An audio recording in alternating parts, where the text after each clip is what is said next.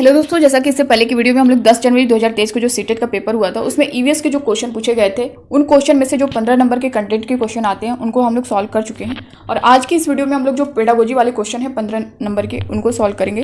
तो आप लोग बने रहिएगा वीडियो के लास्ट तक बिना स्किप किए। और दोस्तों नए हो चैनल पर सब्सक्राइब कर लीजिएगा, बेल आइकन को प्रेस कर लीजिएगा ताकि सीटेट से रिलेटेड हर अपडेट, हर वीडियो, हर क्लास आपको टाइम पर मिले। तो यहाँ पे स्टार्ट करते हैं। आज का पहला क्वेश्चन आप लोग स्क्रीन पर देख पा रहे होंगे। निम्नलिखित में से कौन से कथन इस तथ्य को स्पष्ट करते हैं कि पर्यावरण अध्ययन एक अंतः अनुशासनिक विषय है? ऑप्शन ए दिया गया है, यह पर्यावरण के सभी पहलुओं को समझने के लिए विभिन्न विषयों के ज्ञान को एकीकृत करता है। बी है, यह विविध रूप से में अवधारणाओं को शामिल करने वाला एक अंतः अनुशासनिक क्षेत्र है। सी है, यह जैविक, सामाजिक व सांस्कृतिक पर्यावरण में होने वाली अंतःक्रिया का क्षेत्र है। डी दिया गया है, यह जैविक और जीवेतर घटकों के मध्य परस्पर आश्रितता एवं अंतःक्रिया करने वाला क्षेत्र है। ई दिया गया है, यह उच्च प्राथमिक कक्षाओं के विज्ञान एवं सामाजिक विज्ञान विषयों की पूर्व तैयारी है। और दोस्तों इस टाइप के क्वेश्चन जो है पिछली बार यानी दिसंबर 2022 में इस तरह के क्वेश्चन बहुत पूछे गए हैं। तो आपको थोड़ा ध्यान से क्वेश्चन को पहले पढ़ना है। देख पा रहे होंगे ABCD करके दे रहा है, फिर उसके बाद उसमें आपको जो है जो करेक्ट है या फिर जो नहीं करेक्ट है इस तरह से क्वेश्चन में देता है, तो आपको उसे सिलेक्ट करना होता है। तो आप लोग भी इसका आंसर करिए। ए में देखिए दिया गया है, यह पर्यावरण के सभी पहलुओं को समझने के लिए विभिन्न विषयों को ज्ञान को एकीकृत करता है। ये तो होगा अंतः अनुशासनिक पूछा है, पर्यावरण अध्ययन एक अंतः अनुशासनिक विषय है। बी में दिया गया है, यह विविध रूप में अवधारणाओं को शामिल करने वाला एक अंतः अनुशासनिक क्षेत्र है। ये भी करेक्ट होगा। सी है, यह जैविक, सामाजिक व सांस्कृतिक पर्यावरण में होने वाली अंतःक्रिया का क्षेत्र है। ये भी होगा, यानी ABC ये 3 करेक्ट है। डी देख लेते हैं, यह जैविक और जीवेतर घटकों के मध्य परस्पर आश्रितता एवं अंतःक्रिया करने वाला क्षेत्र है। ये नहीं होगा। यह उच्च प्राथमिक कक्षाओं के विज्ञान एवं सामाजिक विज्ञान के विषयों की पूर्व तैयारी। ये भी नहीं होगा। यानी A, B और C किस ऑप्शन में आप देख पा रहे होंगे, A, B और C ऑप्शन ए में ये करेक्ट आंसर होगा, ऑप्शन ए। नेक्स्ट क्वेश्चन देखते हैं। पर्यावरण अध्ययन में थीम आधारित पद्धति सहायक होती है। ऑप्शन ए में दिया गया है, सभी प्रत्ययों एवं विषयों को शामिल करने में। बी है, पर्यावरण के प्रति संवेदनशीलता विकसित करने में। सी है, विद्यार्थी अध्यापक संबंध विकसित करने में। डी है, ज्ञान को संपूर्णता से अर्जित करने में। पर्यावरण अध्ययन में थीम आधारित पद्धति सहायक होती है। ये किसमें सहायक होती है? सभी प्रत्ययों एवं विषयों को शामिल करने में। नहीं। बी है, पर्यावरण के प्रति संवेदनशील विकसित करने में। ये भी नहीं होगा। सी है, विद्यार्थी अध्यापक संबंध विकसित करने में। ये भी करेक्ट आंसर इसका नहीं है। डी है, ज्ञान को संपूर्णता से अर्जित करने में। तो दोस्तों ऑप्शन डी जो है ये इसका करेक्ट आंसर होगा। नेक्स्ट क्वेश्चन देखते हैं। निम्नलिखित में से कौन से कथन सतत एवं समग्र मूल्यांकन की प्रकृति को स्पष्ट करते हैं? ऑप्शन ए में दिया गया है, यह पाठ तथा साल के अंत में होने वाला आकलन है। बी में दिया गया है, यह सीखने के बजाय सीखे गए का आकलन है। सी है, यह रचनात्मक रूप से सीखने के अवसर उपलब्ध कराना है। डी है, यह सीखे गए के बजाय सीखने के लिए का आकलन है। निम्नलिखित में से कौन से कथन सतत एवं समग्र मूल्यांकन की प्रकृति को स्पष्ट करते हैं, ये आपको बताना है। तो ए में दिया गया है, यह पाठ तथा साल के अंत में होने वाले आकलन है। नहीं। बी है, यह सीखने के बजाय सीखे गए का आकलन है। ये भी नहीं होगा। सी है, यह रचनात्मक रूप से सीखने के अवसर उपलब्ध कराना। ये होगा आपका। डी दिया है, यह सीखे गए के बजाय सीखने के लिए का आकलन है। ये भी आपका करेक्ट होगा। यानी सी और डी जो है करेक्ट होगा। ये किस ऑप्शन में आप देख पा रहे होंगे, सी और डी। ऑप्शन सी में आप देख पा रहे हैं सी और डी, ये जो है करेक्ट आंसर होगा। नेक्स्ट क्वेश्चन देखते हैं। CCE in EVS stand for EVS में CCE का अर्थ है। यहाँ पे CCE से क्वेश्चन पिछली बार जो है काफ़ी पूछा गया था सभी शिफ्टों में। तो ऑप्शन ए में दिया गया है, सतत एवं संचयी मूल्यांकन। बी है, संचयी एवं संज्ञानात्मक मूल्यांकन। सी है, व्यापक एवं संचयी मूल्यांकन। डी है, सतत एवं व्यापक मूल्यांकन। EVS में CCE का अर्थ क्या है ये आपको बताना है। दोस्तों देखिए, EVS में जो है CCE का अर्थ है कंटिन्यूअस एंड कम्प्रिहेंसिव इवैल्यूएशन, सतत एवं व्यापक मूल्यांकन। सतत एवं व्यापक मूल्यांकन हमें ये संकेत देते हैं कि बच्चों के सीखने में कहाँ कहाँ कमी रह गई है तथा उसके सुधार हेतु शिक्षक उचित समय पर उचित कदम उठा सकें। साथ साथ ये भी पता चलता है कि बच्चों को सीखने में कहाँ कठिनाई हो रही है और कहाँ उन्हें विशेष सहायता की ज़रूरत है। तो इसमें जो करेक्ट आंसर होगा आप देख पा रहे होंगे, ऑप्शन डी, सतत एवं व्यापक मूल्यांकन। ऑप्शन डी जो है इसका करेक्ट आंसर हो जाएगा। नेक्स्ट क्वेश्चन देखते हैं। निम्नलिखित में से कौन से कथन पर्यावरण अध्ययन के उद्देश्य हैं? ए दिया गया है, पर्यावरण के बारे में प्रत्यक्ष जानकारी, परिभाषा और विवरण प्रदान करना। बी दिया गया है, मौजूदा पर्यावरणीय मुद्दों के प्रति संवेदनशीलता विकसित करना। सी है, परिवेश के अंतःक्रिया करके स्वयं ज्ञानार्जन करने की स्थितियां बनाना। डी है पर्यावरणीय समस्याओं को दूर करने की कुशलता विकसित करना। दोस्तों इस टाइप के क्वेश्चन आपको बहुत मिलेंगे ABCD करके, और आपको उसको सेलेक्ट करना होगा। तो आपको ऐसे क्वेश्चन को बहुत ध्यान से करना है, ठीक है। तो इसमें कौन कौन सा करेक्ट होगा ABCD में से आपको ये बताना है। ए में दिया गया है कि पर्यावरण के बारे में प्रत्यक्ष जानकारी, परिभाषाएं और विवरण प्रदान करना, ये नहीं होगा। बी है मौजूदा पर्यावरणीय मुद्दों के प्रति संवेदनशीलता विकसित करना, ये आपका होगा बी वाला। सी है परिवेश से अंतःक्रिया करके स्वयं ज्ञानार्जन करने की स्थितियां बनाना, ये भी होगा। डी है पर्यावरणीय समस्याओं को दूर करने की कुशलता विकसित करना, ये भी होगा। यानी बी, सी और डी किस ऑप्शन में आप देख पाएंगे, ऑप्शन सी ये जो है इसका करेक्ट आंसर होगा। नेक्स्ट क्वेश्चन देखते हैं। पर्यावरण अध्ययन में संप्रत्यय के रूप में पर्यावरण सम्मिलित करता है। ऑप्शन ए दिया गया है भौतिक पर्यावरण और जैविक पर्यावरण।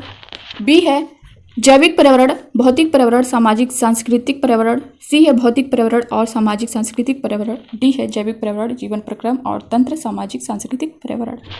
पर्यावरण अध्ययन में संप्रत्यय के रूप में पर्यावरण सम्मिलित करता है, ये क्या करता है, जैविक पर्यावरण, भौतिक पर्यावरण, सामाजिक सांस्कृतिक पर्यावरण। ऑप्शन बी जो है इसका करेक्ट आंसर होगा, ऑप्शन बी, ठीक है। नेक्स्ट क्वेश्चन देखते हैं।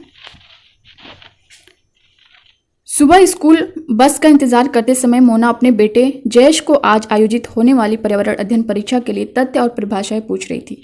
निम्नलिखित में से कौन सा कथन जयेश के सीखने में सबसे बड़ी बाधाएं हैं। अब ए में दिया गया है ऐसा करके मोना जयेश की सहायता कर रही है क्योंकि दोहराने से जयेश तथ्य और परिभाषाओं को अच्छी तरह याद करेगा।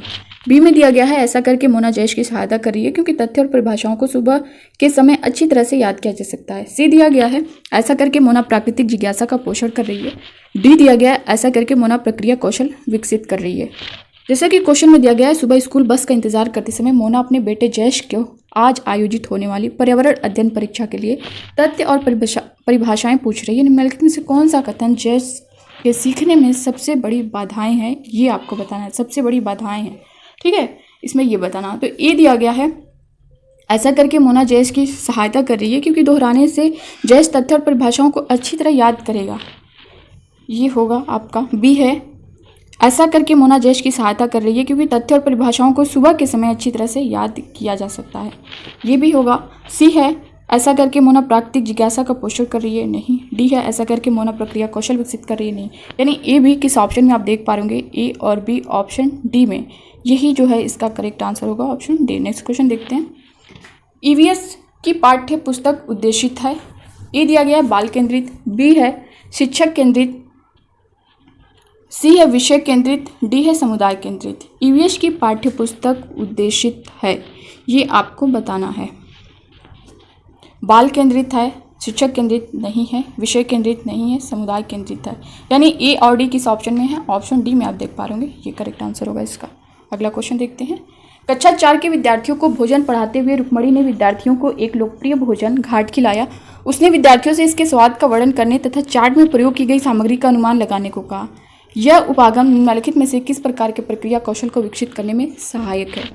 ए दिया गया है सैद्धांतिक कौशल, बी है प्रायोगिक कौशल, सी है अवलोकन कौशल, डी है व्याख्या करने का कौशल। जैसा कि क्वेश्चन में दिया है कक्षा 4 के विद्यार्थियों को भोजन पढ़ाते हुए रुक्मणी ने विद्यार्थियों को एक लोकप्रिय भोजन घाट खिलाया, ठीक है। सॉरी यहाँ पे घाट नहीं रहेगा दोस्तों, ये चाट रहेगा, भोजन चाट खिलाया, ठीक है। इसको आप लोग करेक्ट कर लीजिएगा, टाइपिंग में मिस्टेक हुआ है, ठीक है। चाट खिलाया, उसने विद्यार्थियों से इसके स्वाद का वर्णन करने तथा चाट में प्रयोग की गई सामग्री का अनुमान लगाने को कहा। यह उपागम निम्नलिखित में से किस प्रकार के प्रक्रिया कौशल को विकसित करने में सहायक है, तो ये अवलोकन कौशल होगा, ऑप्शन सी वाला जो है ये करेक्ट हो जाएगा। नेक्स्ट क्वेश्चन देखेंगे। जब विद्यार्थी विषय क्या तैरता है क्या डूब जाता है में दिए गए क्रियाकलापों को संचालित करते हैं तब उनमें जिन कौशलों का विकास होता है वे हैं।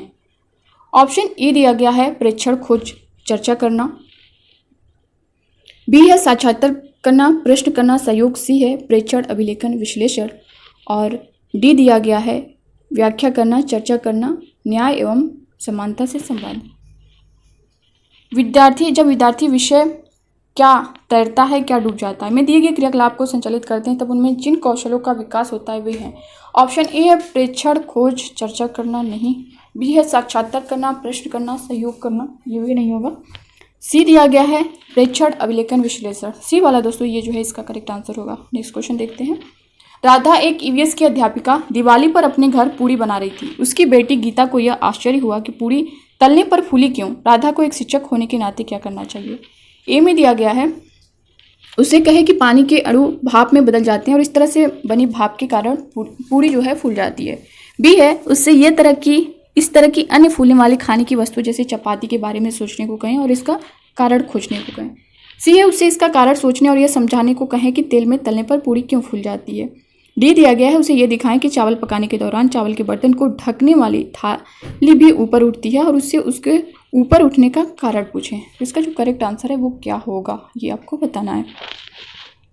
ए में है उसे कहें कि पानी के अणु भाप में बदल जाते हैं और इस तरह से पानी बनी भाप के कारण पूरी फूल जाती है। नहीं, ये जो है इसका करेक्ट आंसर नहीं होगा।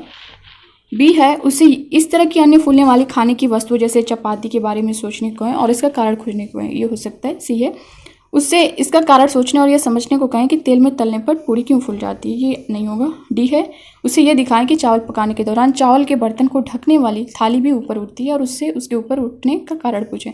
यानी बी और डी किस ऑप्शन में है। ऑप्शन डी में देख पा रहे हैं, ये इसका करेक्ट आंसर होगा। नेक्स्ट क्वेश्चन देखते हैं। कक्षा 4 के पाठ बदलते समय में विद्यार्थियों से यह अपेक्षा की जाती है कि वे अपने दादा दादी से संवाद करें और उनसे उनके बाल्यकाल के विषय में जानें। यह उपागम निर्भर है। ऑप्शन ए इतिहास पर, बी है पुरातत्व पर, सी है लिखित अभिलेखों पर, डी है मौखिक इतिहास पर। कक्षा 4 के पाठ बदलते समय में विद्यार्थियों से ये अपेक्षा की जाती है कि वे अपने दादा दादी से संवाद करें और उनसे बाल्यकाल के विषय में जानें। ये उपागम निर्भर है तो ये मौखिक इतिहास पर है। तो ऑप्शन डी दोस्तों ये इसका जो है करेक्ट आंसर होगा। अगला क्वेश्चन देखेंगे। कैंप में शाम के दौरान नाइमा अपने विद्यार्थियों उनके कमरे साफ करने के लिए झाड़ू लगाने को कहती है। मणि कहता है मेरी दादी कहती हैं अगर हम सूर्यास्त के बाद झाड़ू लगाएं तो हम गरीब हो जाएं। नाइमा को क्या करना चाहिए। ऑप्शन ए में दिया गया है मणि से कहे कि अगर हम शाम को घर में झाड़ू लगाते हैं तो ऐसा कुछ नहीं होता है। बी है मणि से कहे कि जहाँ हम रहते हैं उस जगह को साफ रखना चाहिए इसलिए झाड़ू लगाना चाहिए। और सी दिया गया है मणि से पूछें कि क्या उसने ये देखने के लिए कि अगर सूर्यास्त के बाद झाड़ू लगाया जाए तो क्या होता है, कभी झाड़ू लगाया है। डी है मणि से कहे कि वह झाड़ू लगाकर इस बात की जांच करें कि ऐसा करके क्या वह गरीब हो जाता है। आप लोग भी इसके आंसर करिए। ए में दिया गया है मणि से कहे कि अगर वह शाम को घर में झाड़ू लगाते तो ऐसा कुछ नहीं होता है। ये जिसका करेक्ट आंसर नहीं हो सकता है। बी है मणि से कहें कि जहाँ हम रहते हैं उस जगह को साफ रखना चाहिए इसलिए झाड़ू लगाना चाहिए। नहीं। सी है मणि से पूछे कि क्या उसने ये देखने के लिए अगर सूर्यास्त के बाद झाड़ू लगाया जाए तो क्या होता है, कभी झाड़ू लगाया है। ये भी नहीं होगा। मणि से कहें कि वह झाड़ू लगाकर इस बात की जांच करे कि ऐसा करके क्या वह गरीब हो जाता है। ये ऑप्शन डी दोस्तों ये जो है इसका करेक्ट आंसर होगा। जैसे कि क्वेश्चन में पूछा गया था कि मणि कहता है मेरी दादी कहती है कि अगर हम सूर्यास्त के बाद झाड़ू लगाएं तो हम गरीब हो जाएंगे। नाइमा को ऐसे में क्या करना चाहिए, तो इसको ऑप्शन डी जो है यही सिलेक्ट करना चाहिए, यही करेक्ट आंसर होगा। नेक्स्ट क्वेश्चन आप लोग देख पा रहे होंगे। विद्यार्थियों को अधिगम प्रक्रिया में सक्रिय भाग लेने के लिए प्रोत्साहित किया जाता है जिससे उनमें प्रक्रिया कौशलों का विकास होता है जो उन्हें जीवन में मदद करेगा। ऐसा विचार निर्भर है। ऑप्शन ए है खोज उपागम पर, बी है अन्वेषण विधि पर, सी है संप्रत्यात्मक उपागम पर, डी है अनुभवात्मक अधिगम पर। विद्यार्थियों को अधिगम प्रक्रिया में सक्रिय भाग लेने के लिए प्रोत्साहित किया जाता है जिससे उनमें प्रक्रिया कौशलों का विकास होता है जो उन्हें जीवन में मदद करेगा। ऐसा विचार निर्भर करेगा खोज उपागम पर नहीं, अन्वेषण विधि पर नहीं, संप्रत्यात्मक उपागम पर नहीं, अनुभवात्मक अधिगम पर। ऑप्शन डी इसका करेक्ट आंसर होगा।